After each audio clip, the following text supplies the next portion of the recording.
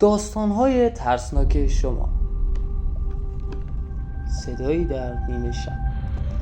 سلام دوستان، من علی هستم و داستانی که قراره براتون تعریف کنم کاملا واقعی، چون برای خودم اتفاق افتاده. داستان برمیگرده به حدود 2 سال پیش، وقتی که خونه تنها بود. اون شب همه رفته بودن شمال و منم به خاطر امتحانی که پیش رو داشتم تنها خونه موندم.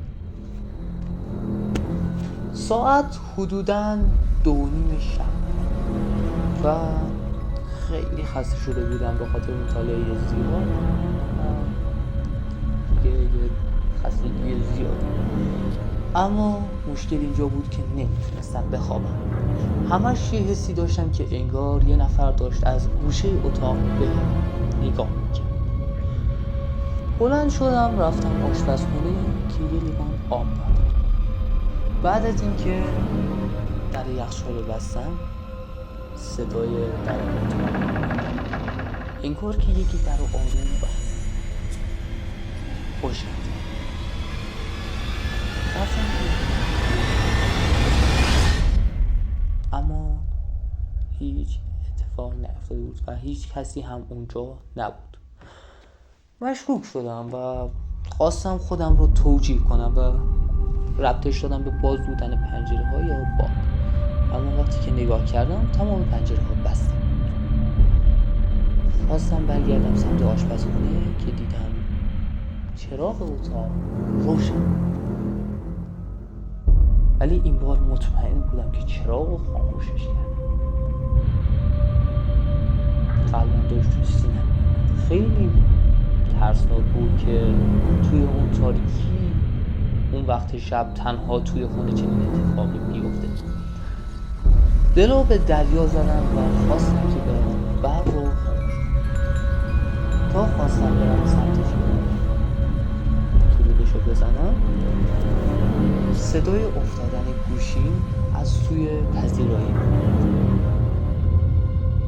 اما صدا شدیدتر از یه افتادن ساده بود. انگار که یه نفر گوشیمو پرت کرد. سریعا رفتم که ببینم چی شد. گوشیم روشن شده بود و روی صفحه یه پیام ناشناس اومده بود. چرا اومدی؟ قرار نبود.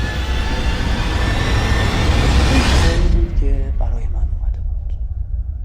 در همین حین صدای باز شد. پشت سرم رو نگاه کردم، دیدم در خونه باز. دیگه واقعا ترسیده بودم. لرز تمام بدنم فرا گرفته بود. رفتم سمت در که ببندمش و قفل کنم درو. حتی میخواستم که فرار کنم، اینقدر که جو وحشتناک بود. اما ناگهان برق ساختمون رفت و هیچ چیزی، هیچ نوری، هیچ صدایی توی صحنه نبود. فقط و فقط من بودم و اون حس لعنتی که انگار یه نفر پشت سرم باز شده. همین حوالی بود که یه صدای زمزمه از سمت آشپزخونه اومد.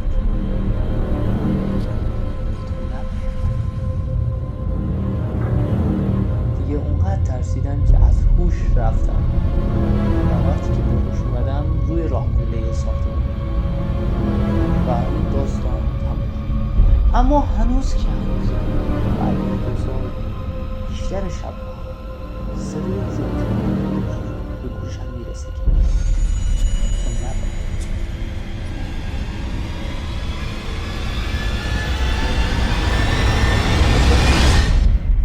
خیلی ممنون که تا اینجا ما رو تماشا کردید. لایک و ساب یادتون نره، چون به پیشرفت ما خیلی کمک میکنه. امیدوارم هر جا که هستید حالتون خوب باشه.